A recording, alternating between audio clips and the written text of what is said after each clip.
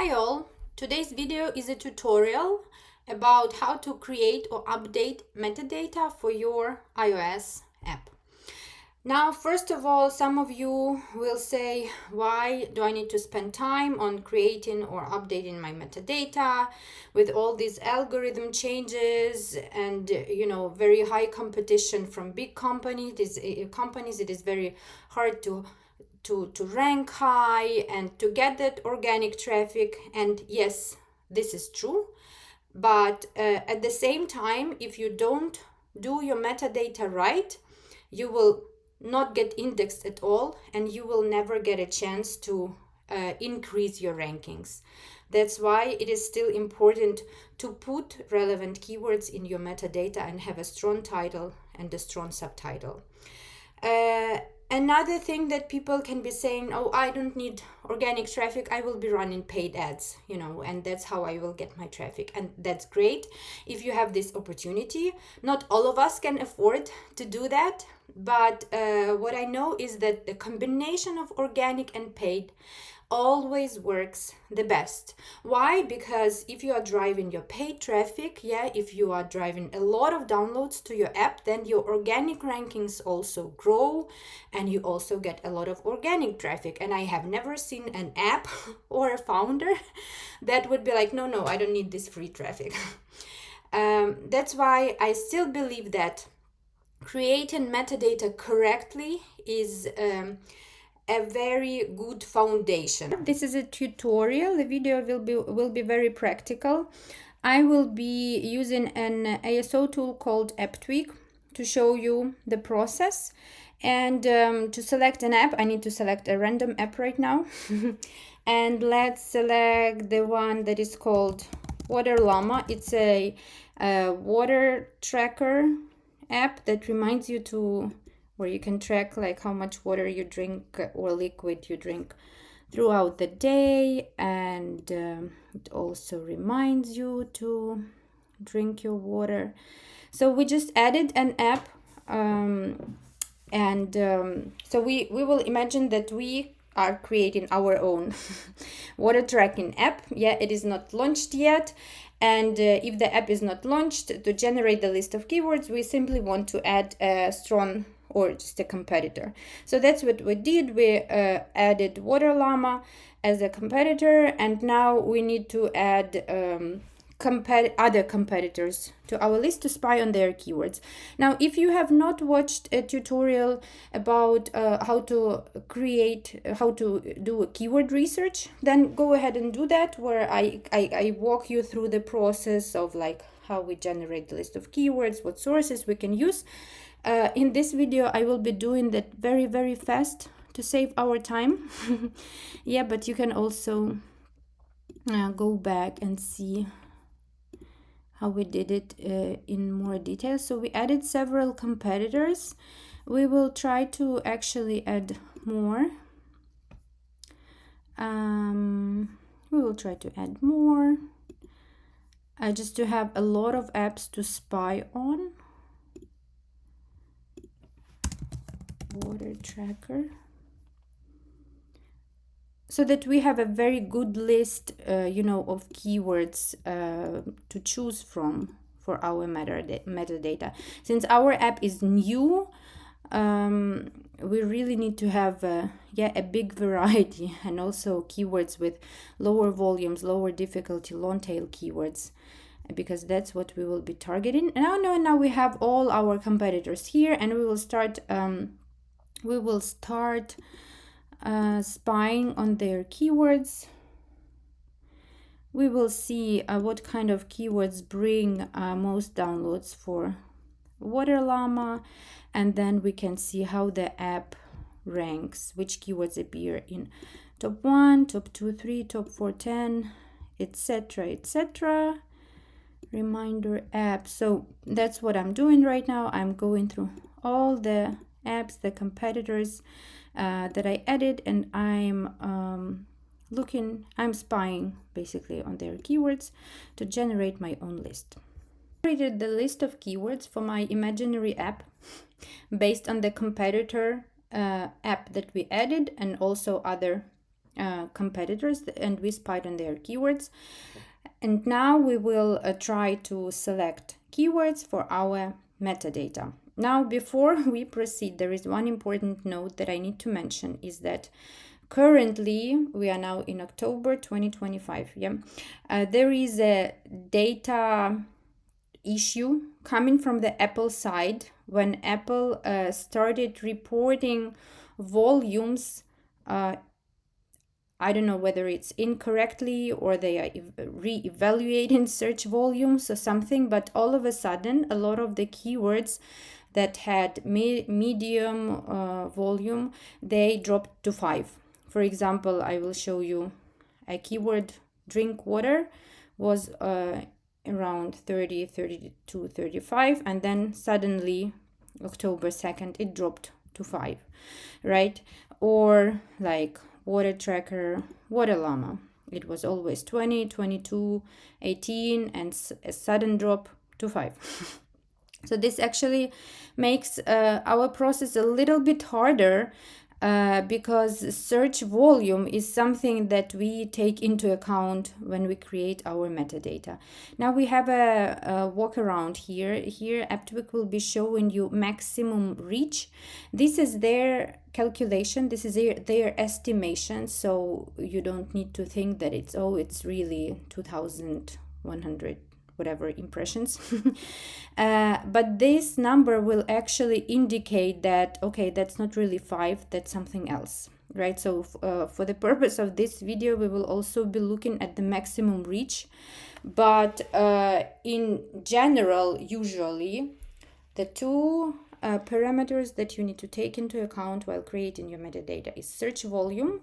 In other tools, it can be called search popularity. Another one is difficulty, right? So how difficult is your keyword? If you don't know what the term means or whatever, you can always tap on this question mark and it will explain. And I think it's usually the same in all the ASO tools. So search volume is an indicator. It is between 5 and 100, and it gives you an indication of how many people are searching for this keyword in the App Store. So this is not, it doesn't mean that if it's 34, for example, that it's 34 people. No, it's just an indication where 100 is maximum.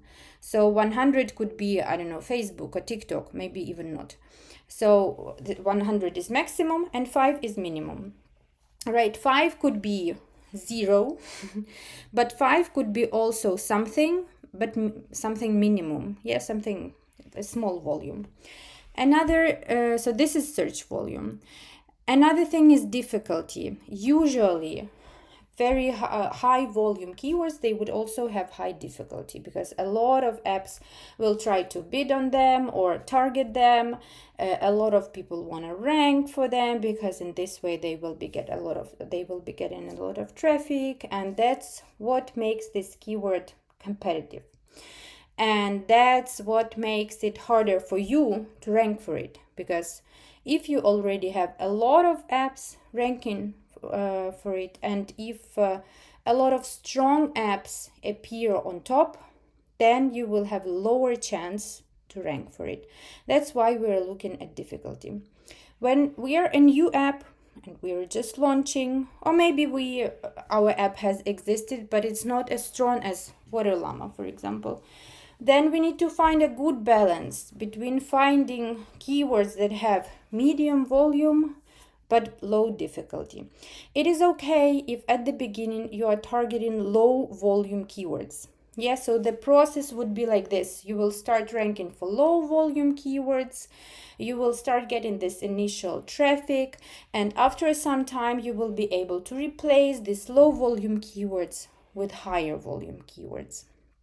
Yeah, so you at the beginning don't target very, very high volume keywords. So it doesn't mean that they don't appear in your metadata. Yeah, for example, this app, this category has a keyword. The highest volume keyword is called water tracker. Yeah, So it doesn't mean that you don't put that in your metadata. You do, of course, but it doesn't mean that this is your target keyword from the very, very start. And if you put it in your title, you will be ranking number 1. No, you can rank 100. That's fine. But as you grow, your rankings will start growing. So if we are a new app, that's the combination that we are looking for. The balance between mid, low volume, but low difficulty. And you can always sort your keywords by difficulty by clicking on this button. And here you will see that, these keywords have a difficulty of 0, then you have 1. Now, that being said, it doesn't mean, again, that if the difficulty is 0, that, this keyword is so easy, I will just put drink water in my title and I'm there. No, that's not how it works, unfortunately, because Apple's algorithm, also Google's algorithm, takes into account a lot of other factors. And these would be a total number of downloads, the number of your ratings and reviews, right? So you cannot expect to outperform from day one this app that already has 72K ratings, right? And I don't know how many downloads, but you can imagine if they have 72,000 ratings. Or this one that has 21.7K ratings, right? So it means that there is a big volume of downloads behind these apps. Okay, now the way you create metadata for the iOS is that you are working with 3 fields, yeah? On iOS in the App Store, a title is indexed, your subtitle, and then your keyword field. You have also a full description, and you can fill it out. You can write a full description. It will not be indexed. All right, so Apple doesn't read the keywords that are there in their description to rank you for organically. Now, it doesn't mean that your description should be bad because Apple reads your description to understand the relevancy of your app to specific keywords when you are running Apple search ads, right? So just keep this in mind. Even though full description is not indexed, it should still be there, and you should be describing your app nicely in the full description. Now, a title has 30 characters, a subtitle has 30 characters, and a keyword field has 100 characters. Now, the way Apple works with keywords is that it takes specific keywords or single words from these 3 fields and it combines them, right? So, and I will explain what it means in a little bit. Now let's imagine that we are now creating our metadata. The way I like to work is working in a Google Sheet like this. You can use your own format. So I will have a column for a title with a column that will identify how many characters it is the title has. Then I will have a column for subtitle and my keywords. So let's say that we picked, now I will not be picking the right keywords, but I just want you to understand the process, right? So we saw that we have this drink water, free water tracker app, yeah, and they are low in difficulty. There is also a water minder, aqua drink water reminder. Okay, let's try drink water reminder. We have 20 characters, and then you will have your brand name. That's too long, but let's say we picked drink water reminder, and then our brand name is actually short. Yeah, but if it's longer, then you will need to exclude one of the keywords here. Now in subtitle, we need to put a phrase that makes sense but that doesn't repeat keywords that appear in our title. So we can say daily liquid tracker. Yeah, and then since we have some space left, it could be something like track intake or intake. Oh, that's too long. But anyways, our goal is to complete as many characters as possible here. Daily liquid tracker, hydration, hourly, alarm, water log. Free, we cannot put the word free neither in title nor in the subtitle. Yeah. And we also cannot put competitor names. Water consumption reminder. Or what did we say? Daily liquid consumption. Tracker is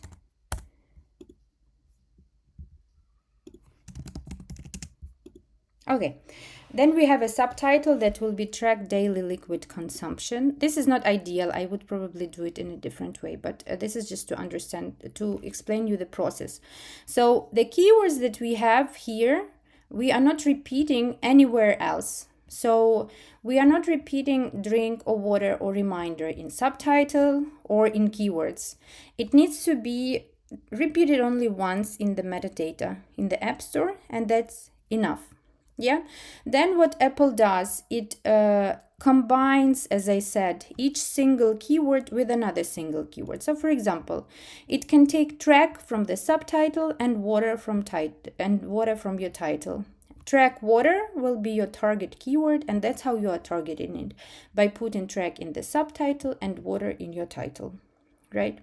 Now the same with keywords. Here, the way you write down keywords is you write just single keywords separated by comma and no space is needed.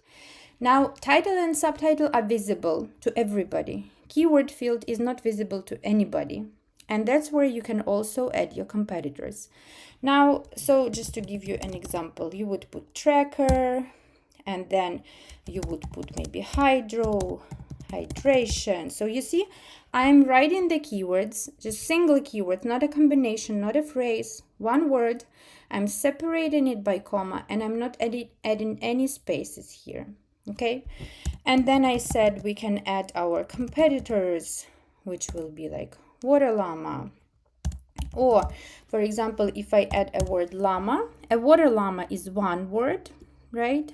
But if I add a word llama and somebody is searching for water llama written separately, this is how Apple will do it. It will take a word llama from your keyword field and a word water from a title and form a keyword that you will be indexed for.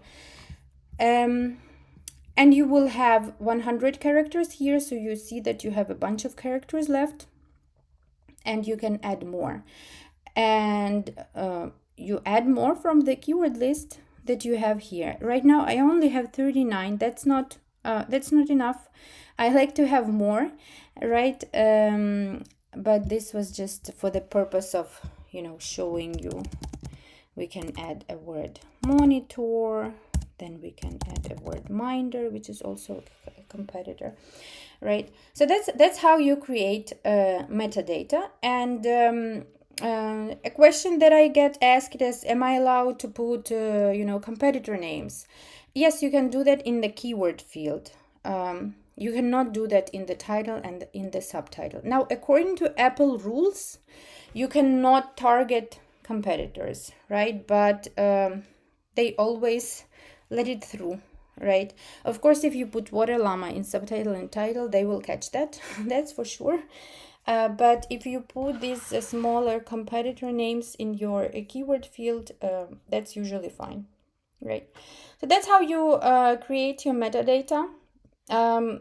It's not very hard, but it of course requires your time, and it is good if you know these rules, that no duplicates in these three fields. This is one of the very common mistakes that people make. They think that, oh, if I repeat a word reminder or tracker 3 times, Apple will rank me higher. No. That's true for Google, where you need to repeat keywords and achieve a certain keyword density. Apple's algorithm works differently. And another very common mistake is when people start, either put in phrases in the keyword field, or they add spaces between commas, taking out the space from stealing the space from them to target more keywords. Make sure that you reach these 100 characters because that's your chance to rank higher for the keyword combinations. Now there is a thing called cross localization. And this is not localization. This is not when you localize for a specific market. Let's say like for Germany, you create your metadata in German. A cross localization is when you target, when you create metadata for certain locales, there are up to 10 locales, that are indexed in the US. Right? So there are up to 10 locales that are indexed in the US.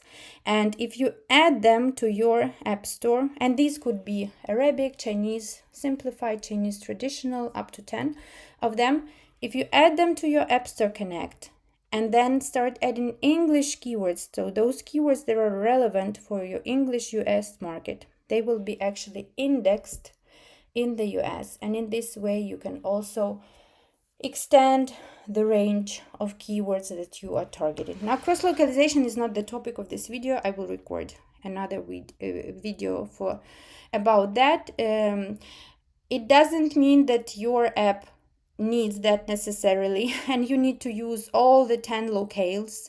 Some apps are very niche, and they don't have such a big number of keywords that they can target, so they don't need that.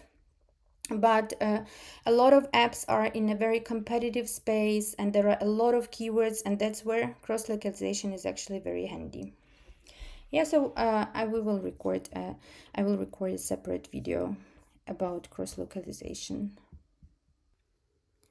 Earlier in the video, I mentioned several mistakes, very common mistakes that are being done when people are creating metadata, and I also want to mention a couple of others. One is when developers or marketers put keywords that are too generic or too broad. For example, let's say you have an app for kids that is specifically for 2 to 4 years old, and this app is learning, and it's about dinosaurs. It's about learning about dinosaurs. Yeah. And of course, as a creator of this app, I believe that it can be used by all kids in the world, and everybody will benefit from using this app. And I start saying in the title, game for kids, or game for kids, and I hope that my game will start ranking for this very, very high volume generic term that is games for kids. Now, this is a mistake, because your title should be as relevant to your app as possible. And even if the volume of this word is lower, but it is more relevant, that's what you need. So in case of the dinosaur game, you would say a dinosaur game for kids, right? And then maybe in the subtitle you would specify that it's for 4-year-old kids, and then, or that it's a learning game, or things like that. Or if you have a yoga app and it's for beginners, and so you would say that it's yoga for beginners. It's not just a random yoga app. So using the terms that are highly relevant for your app in your title and targeting those keywords is what you should be doing. And another mistake that could be done is putting a lot of competitor keywords in your keyword field. So this could be an option if you don't have that many generic keywords. if I don't know, your app is so niche that there are very few generic keywords that users are using to search for your app, then you know, start putting your competitor keywords. But if there is a lot of generic keywords that people use, even if they have lower volume than the competitor brand names, it is better to use those generic keywords. Imagine a situation you are specifically looking for, I don't know, Strava app for running, yeah, and you will be typing Strava in the search field of the App Store, and most likely you will download Strava. You will not keep scrolling and seeing, oh, what else is there? You know, you can, but you cannot hope for that, and you cannot hope that majority of your users will be exploring App Store while searching for a specific brand name. But they are in this exploration mood when they are searching for a running app, you know, or things like that. That's why I always say that using generic keywords, if you have them, is always better than using a competitor keyword. Now, that was it for today. It was about creating and updating the metadata. We created metadata from scratch with you today, but when you update your metadata, you basically replace the keywords that didn't work with the keywords that you think you know, will work now. In the further videos, we will discuss how we analyze actually what works and what didn't work, and when is the good time to update the metadata. But for now, I think you will have a very good foundation to start creating the metadata for your app. Subscribe to my channel and allow the notifications if you want to hear more about cross-localization, if you need to know how to create metadata for Google Play. I will record and post those videos later.